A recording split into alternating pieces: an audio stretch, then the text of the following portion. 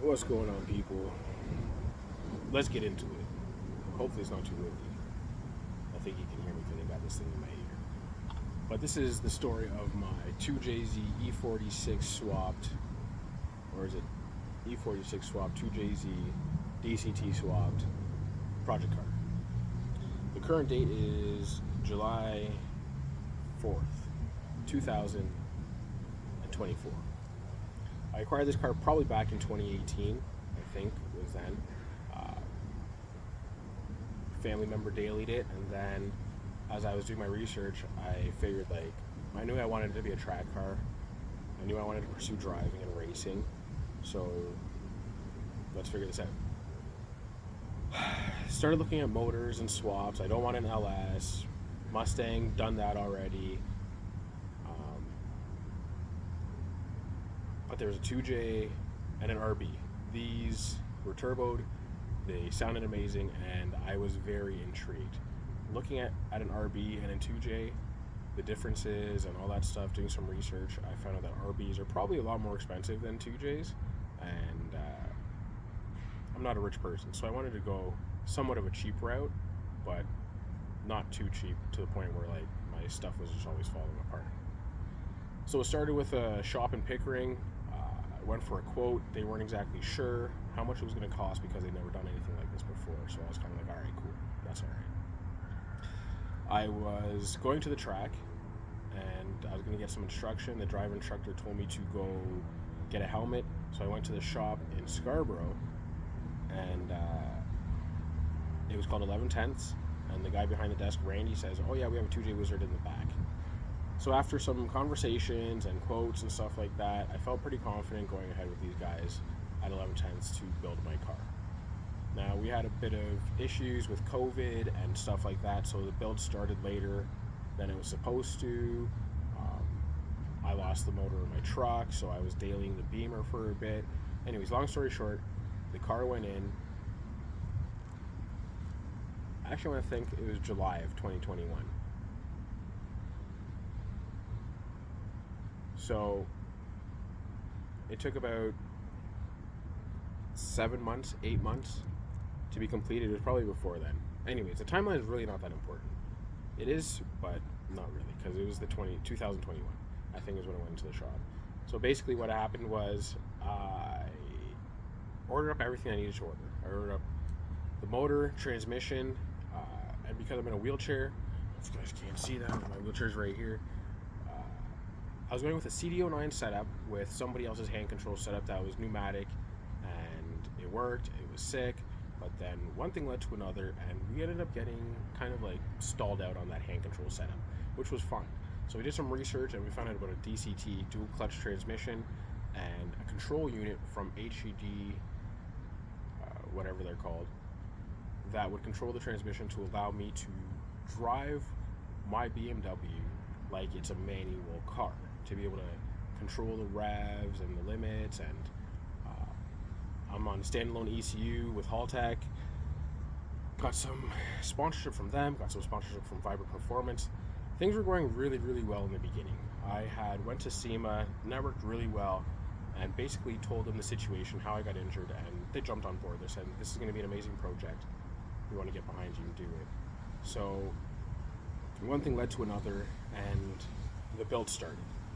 Timelines were going okay at first. Like, the motor got ripped out. I was like, "Whoa, this is really fast." I went polyurethane bushings. I did solid diff bushings. I did the BMW subframe reinforcement. So, like, chassis wise, this is good to go.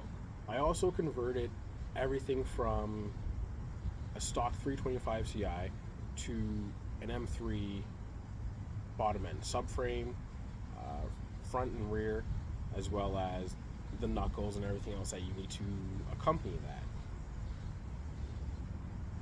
Originally, I don't think I was going to get that far into it, or else I probably would have just looked for an M3 and bought it at that point. But then I didn't really want to rip out the motor and replace it, because M3s are just really good and iconic, especially the E46.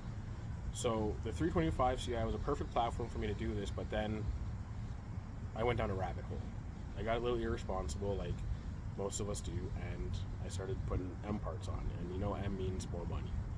So after a little while, things were going all right actually. We sold the CD09, we got the DCT in, we got the mechatronics sent off, or whatever you call it, to Seams Legit Garage in Michigan. They wired it up, they sent it back, we put it back in the DCT, and then we started throwing things into the car. So the ECU, the motor, all the fabrication, turbo system, it was like a CX Racing turbo kit. So I expected it to work for a bit, and not forever, but I was hoping again to do some stuff, be active with the car, get some more sponsorship, and then go from there. So, one second.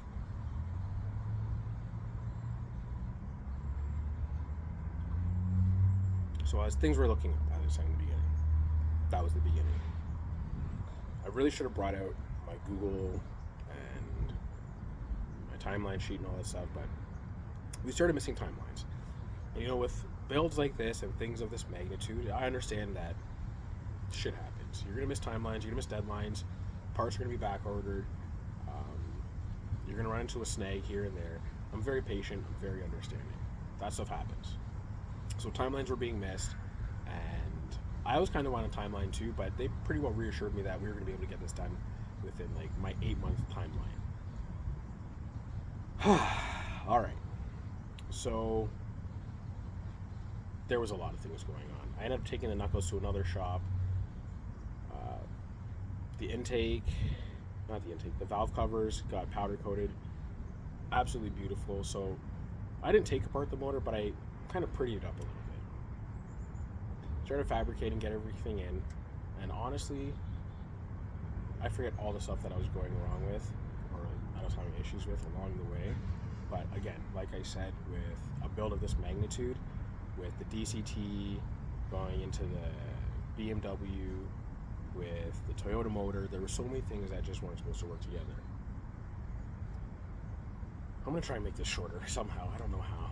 But basically, what ended up happening was we kept hitting roadblocks with the transmission and getting it to speak to the ECU and wiring and stuff like that. So the mechanic got on the phone with Poland, and they ended up getting some stuff sorted. The car needed to go for paint, and this is really where things like really started to rub me the wrong way, because even with all the stuff that was going on, the lies, the deception, because these guys would tell me that the mechanic would have a family emergency and he wasn't able to work on my car that day, and what I later found out was that he was in the shop, they just needed him to work on other things so they could, I don't know, make up their money or whatever it was. So when it came time to being painted, because they also sold me a body kit that a couple weeks later told me that wasn't going to fit when I needed to go with a wider tire in the back. So there was just like a whole bunch of, for lack of a better word, fuckery. And it was a huge debacle. So one thing led to another. The car moved underneath its own power, which I guess is an accomplishment, according to some people that have had to deal with this DCT. So now I have to go away to school, Tucson, Arizona. I go away, the car's still here. I come back, the car gets dynoed while I'm away. I come back that summer, get in to drive it, super excited. It's not the best, but again, with something of this magnitude, you're gonna have little bumps in the road. So we're going, things are going great, and well, things weren't really going great. I went to a car meet at McDonald's on Scarborough. Things weren't sounding the best with the transmission. This is probably June of 2022 now. So then I get the car to that first meet, very excited. People are excited to see it because they haven't seen it yet. It's been in the makes or in the works for however long. I get it out. People are leaving to go on a cruise now. And as I'm leaving the parking lot, you hear a very violent something or other from the transmission, and I got pretty freaked out. So the people end up leaving on the cruise. Actually, this is on my YouTube channel. Go check it out at Roland Shooter. And so I get the car home for about half hour, limp it home on the highway, and smoke starts to pour in through the car. And I was like, this isn't good through the cabin. So go check out that video. Fast forward, turns out that I blew a hole in the transmission. It stopped shifting, it didn't go to 7th, it was in 6th. And apparently what had happened was the neutral lockout switch probably got engaged on the dyno while I wasn't here, and something broke off, made its way through the transmission, and shot out the side. So again, go check that out on the YouTube channel because that's up there. And then I think there's a post in the feed as well too where to show you the hole in the transmission. So that's DCT number 1. So immediately I get on the horn, call up Seems Legit, tell them the issue. They're like, all right, let's get another DCT. I find one in New York, I get it shipped to Seems Legit. They get it wired up. I drive down, pick up the DCT, get a deeper oil pan, billet oil pan. It was beautiful, it was gold. And on my way back home to get this put in the car. So what I didn't mention was that the mechanic got fired from the shop that was where the car was originally at for the build, and he decided to see it through. I wanted him to see it through because he built the whole thing, right? He was tuning it, he was doing everything. So I probably had way too much faith in him. Even when I saw things that were happening along the way, I'm like, it'll be okay. You know, and I think we do that a lot of the times, and we don't really listen to our gut instinct and those feelings. So we end up having to rent a hoist and lift space or whatever from a guy in Etobicoke because this guy doesn't have a shop to work out of. We need to get this transmission out and get the new one in. Gotta get all his fluids drained, gotta do all that stuff, blah, blah, blah, blah, blah, blah, blah, blah, blah, blah. You need a hoist. So I ended up renting a hoist for like 3 or 4 days. We found this guy, it was amazing. He let me keep the car there overnight, which generally he doesn't do. It all went really amazing. And then the transmission goes in, it's running, we get it hooked up, and then I message another guy out of, I think it was like Ohio or something, to tune the DCT. He's like, it's pretty finicky, it is what it is. He didn't like it too much, and now he doesn't tune them anymore because the controlling unit, the HTG software, it was just, there was too many things that were wrong with it, too many updates and not enough attention paid to the back end of things and things that were going wrong. So HTG basically just keeps on moving forward and not addressing issues that they have, in my experience. So then we get the DCT in, it's drivable, I drive it home. It's working all right. I think I went on like a 400 kilometer cruise shortly after that, so maybe like 200, just over 200 miles, and things were going great. It was down on power, it was like a huge boost leak, but with my limited knowledge, I really didn't know what was going on, and now I know a lot more. I probably should have just parked the car, but got it to a shop here in Ajax, and then he said that was the guy that actually ran the cruise, Stan's Factory. He checked it out. He says, this is kind of like over my head, take it to my boy out in Oshawa. And he takes a look at it, and at this point now, guys, I am pouring smoke out of the bonnet, the hood, whatever you want to call it, and into the cabin, because when I'm driving, the turbo and the back housing, I guess, are splitting. They're not tight, and the exhaust gases are being pushed onto my hoses, melting my high temp hoses, braided stainless steel hoses from Vibrant, and making them look like they were just bought from Canadian Tire or something like that, super cheap. So my boy Mike at GT Customs got me back on the road, got me home, and basically to the point where I had to park the car again. So I got the car towed back out to dude that was working on the car. He did some more stuff on it or whatever the case is, says it's good to go, and I was basically leaving for school at this point now because it's the end of the summer. So that summer was basically a write-off, 2022, but I know I needed to get it down to Tucson in order to get it to SEMA, because I've been talking with the Hoonigans and possibly an appearance on This Versus That or the Burnyard at SEMA. So fast forward, I forget how this happened, but I basically took the car from here in Whitby and I drove it to Rochester, New York. It's like a 4.5 hour, 5-hour drive. But I had to stop in Hamilton, which is probably about an hour away from my house, because again, there was just exhaust gases coming out from underneath the hood, and it was just really freaking me out because I didn't want to catch on fire. This is my biggest worry, catching on fire and dying in this car. So I end up stopping in Hamilton, putting on my racing gloves, and trying to get the intake and air filter with the piping to go back onto the front of the turbo because it was slipping off. The clamp just wasn't tight enough. And luckily I had some tools and I was able to get it on. But anyways, basically when I got into boost, it would smoke because the turbo wasn't tight. It wasn't connected properly to the manifold, and things were just loose. So gases were spewing out of all sorts of places. Long story short, I get the car to Rochester. It's at my boy's house, and I was shipping it from Rochester because it's cheaper when you ship it from the States to, well, as opposed to crossing the border. Get it to Tucson, and I get it to Tucson the Sunday night before I'm supposed to leave for SEMA. So I wanted to be at SEMA on the Tuesday, I think it was, and so I would have left the Monday.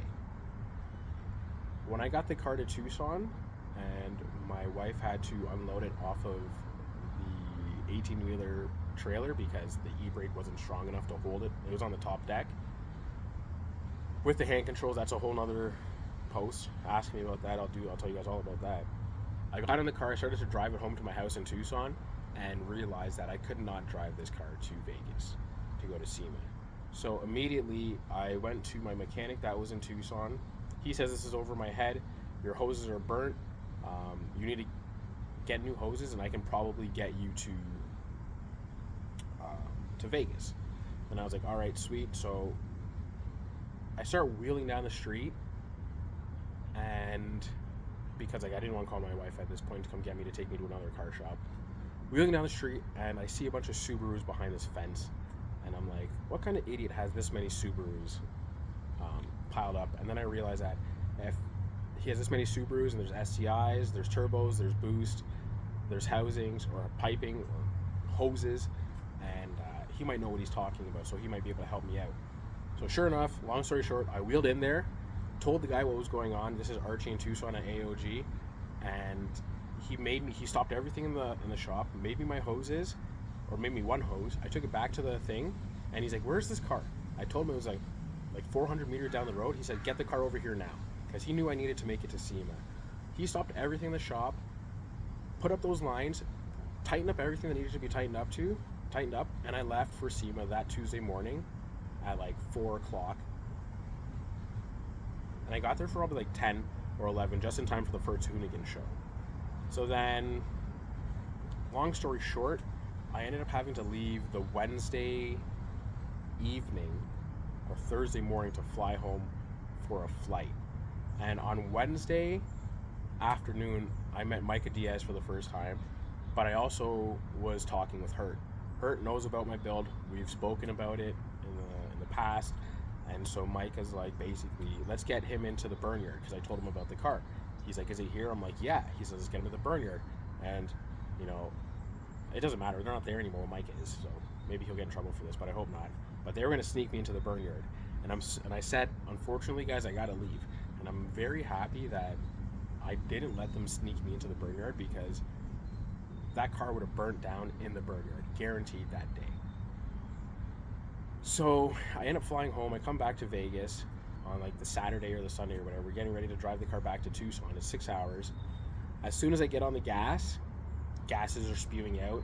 I'm freaking out. I Google some shops. There's no shops open. I drive to one that looked like it was open.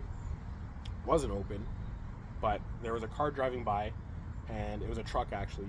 He had a sticker on the back, and I turned around and I chased him down and like honk, honk, honk, honk, honk. Pulled him over. I'm like, I have a problem. Can you help me? I'm in a wheelchair, So the guy pulls over, and I tell him the situation. He's like, I don't know much. Let me take a look at it. I forget his name, but I still follow him on the Instagram, the socials. And he basically told me that, like, your shit's loose. Stay with a boost, and you'll be able to make it home. So 6 hours, I limped the car home, 80 kilometers an hour. Transport trucks were passing me uphill. And if you know anything about that, you can pretty well tell how slow I was going. because anytime I hit basically like 3,100 RPMs, like 32, that turbo would start to spool up and gases would come out. So I'm actually starting to run out of time on my phone. Hopefully this video will last.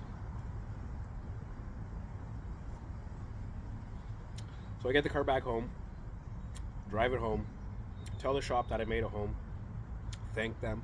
SEMA went really well, made a whole bunch of connections, and then I said, okay, let's bring the car in and get it looked at properly, see what needs to be done.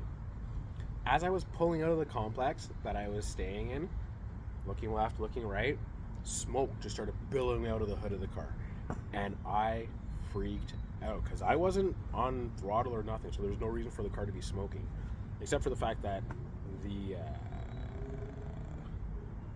fan wiring was, I think it was like too small of a gauge or something, and wasn't able to pass the current through, but basically shorted, set that shit on fire, and thankfully stopped at the firewall. It singed my main wiring harness from Haltech a slight little bit, but not enough to really ruin anything, and thank God, because I wasn't prepared to buy a new wiring harness. So anyways, we get the car into the shop, and they start bolting everything up. They tell me that this was done wrong, that's done wrong, your fab is horrible, blah, blah, blah. All these issues with the car. I'm like, oh my God. So they basically get it to the point where I can drive it. So I'm driving it. I was able to daily it to school for a couple months. Was able to go to the track. So we trapped 132?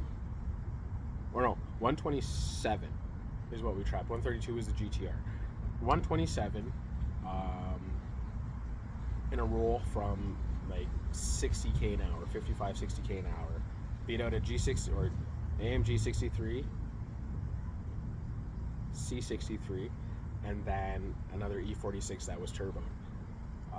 He might have had me by a mile an hour, but I beat him to the line. That's for damn sure. So the DCT was working. I was spinning, like things were going really well, and I'm just making a video. So things were going really well, and then from that point, it was like she just threw me off.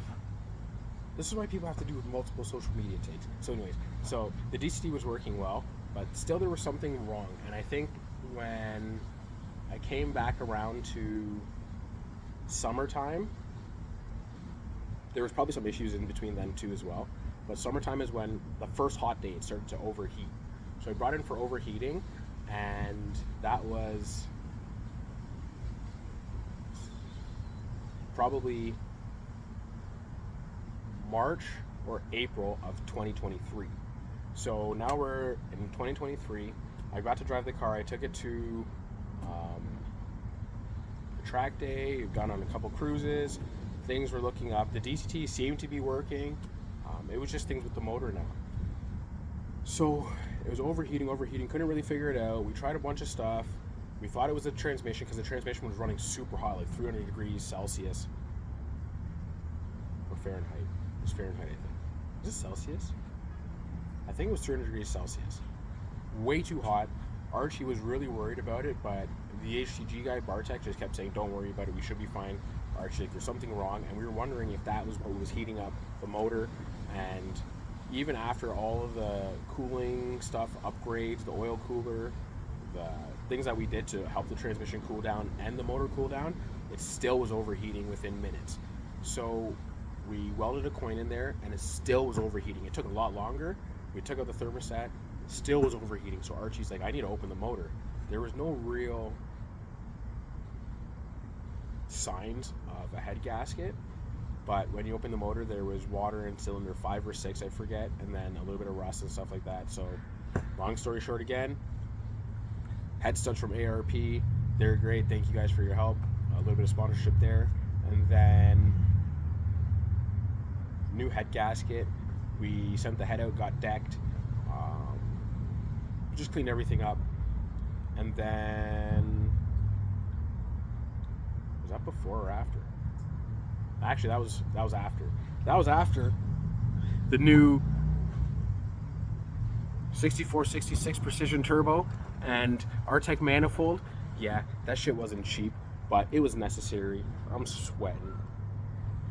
It's a different heat out here, but again, we're good. It is what it is. Like, so the motor is solid now with that precision, but then the head gasket went, so now it was overheating, and I was like, holy crap.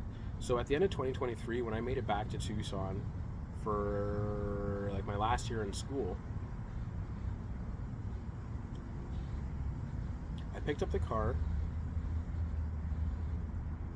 and I went to drive it because I got back to school. I went to drive it, and they said something was wrong with the transmission after the tuning and stuff like that with the new turbo and head gasket after all that stuff. I took it out, drove it, first gear, second gear, third gear, fourth gear, it got stuck. And so I'm talking stuck, like no shift up, no shift down, no neutral, nothing. And so I pulled over to the side of the road, cycled it on and off, went back to neutral, was able to shift. And then I got it back to the shop, and Archie's like, I think it has something to do with your wiring because your wiring is so shit. The gear shift control was sitting on top of the spooled wires, crushing or crimping a lot of the wires, and probably creating some issues. So basically, I took the car home because we needed to look at it. I'm like, I want to drive the car. I haven't got to drive the car in forever. I want to drive it. I drove it. There's videos on my Instagram. There's that one little highway pull I did. And then a couple other like little putting around the town kind of things. But it still felt fine. It felt like the DCT was firing and it was quick, and I didn't really detect any issues. But it would still get stuck in gear. So what would happen is I'd turn it off, I would like wiggle the GCU box, the control unit, because it was accessible, and it would go back to being regular. So that night I was out, I didn't have any issues, but the next morning when I went to drive it to the shop, it didn't start. So I took it to the shop, and I think that was probably like September, maybe October of 2023, and it is now July 2024. So I've been sitting here, and we took apart the transmission. We took it out because there was obviously issues with it. The HUD guys wanted to see, and Seems Legit wanted to see if the clutches were being warped or whatever the case was. And AOG took out the transmission, inspected the mechatronics and stuff like that, but when they got to the clutches, they basically said, we don't want to look at the clutches, this is beyond our scope, and I don't want to touch it. I'm going to try and finish this in 3 minutes because I'm running out of time. So at the end of the day, what actually ended up happening was that they got the clutch pack out and didn't actually do anything with the clutch pack. They didn't want to work on it. I didn't want to send it out anywhere, and I was so frustrated at this point that I ended up purchasing a new 8-speed 8 HP 70 transmission out of a Dodge Charger with a new gearbox control unit, turbo Lamech. I think they're out of Poland as well too, but this system is bulletproof from what I understand. Like, it's one of the Irish Drift Masters. I spoke to my guy up in Chicago. He assured me that things are going to be fine. It's a super short install, and I'll be good to go. So I drop a whole nother buttload of money that I don't have or really can't afford to get this going, because again, I'm chasing the dream here. I want to be chasing manual shifting with my hands. I want to be able to get behind a race car and drive it like an actual race car. And I didn't have like Porsche PDK money and stuff like that, so this is why I went this route. I probably should have just bought a brand new friggin' car at this point. So where was I forget.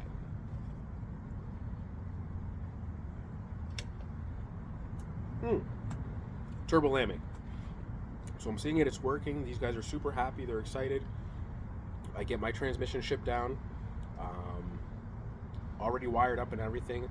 I needed my flywheel, spacer, bolts to make it bolt up to the 2J. It would be okay. I must have had a miscommunication or forgotten something, but I didn't have the spacer. So when they went to put my transmission in, they didn't have the spacer. It didn't fit because it was much larger from a Charger than the e46. So they rolled it out essentially and said, we're not doing this now. I had to wait another like 2 weeks, and this was probably February or March of 2024. So I had to wait like another 2 weeks to get it in. So they tried to get it in because I had all the parts now, but the transmission wouldn't fit. It was way too big, and they needed to really massage the shit out of the transmission tunnel. And what ended up happening was they quoted me another like insane amount of hours to get this done and get it done properly for a custom fabricated transmission tunnel. And at this point, I was really starting to cry. I'm not even gonna lie to you guys. I teared up because I'm like, I can't afford another 30 hours of just labor, like just straight labor. So that was the quote. I'm like, GTFOH. If you know what that means, you know what that means. So anyways, they went to work, hammered the shit out of the transmission tunnel, cracked the firewall apparently. So I don't know if that got welded up or whatnot, but the last update I got about June, the first week of June, was that the transmission now fits. So with that being said, we still have to get the transmission in, get the drive shaft measured, redo all the wiring for the new transmission and gearbox control unit, ship it home to myself here in Toronto or to Rochester, and then drive it back from Toronto. So as of right now, July 4th, let's say 9 days of shipping, 5 days for a drive shaft, and then another 3 days for labor, because my car just never gets time dedicated on it like that. 9, 5, 3, 17 days. We're like the 4th, 21. So that's if everything goes well. And they get my car in tomorrow. So we're already in August. We know our car season here is done in like, some people bring their cars in like September, because October, you don't know what kind of weather you're gonna get in October. You might get lucky, you might not. So basically this is where I'm at right now. I'm waiting for them to throw this 8 HP in and ship it home to me. I'm missing events. I had a conversation this morning. I was looking around at another car maybe, but I'm missing sponsorship opportunities. I'm missing networking opportunities. I'm missing like car shows, car events. Like I've been invited to go to shows, and I'm just like, I can't come. Like I don't have a car to go. So that's the update. That's the story. This is where we're currently at. And I don't know where this is going to be posted because it ended up being 32 minutes long. So please follow along because I have a drift build in the works, like planning for that. And then I think things are going to go really well once I get my shit together and get moving forward. So thank you very much. I'm going to go finish this beer and get out of the sun.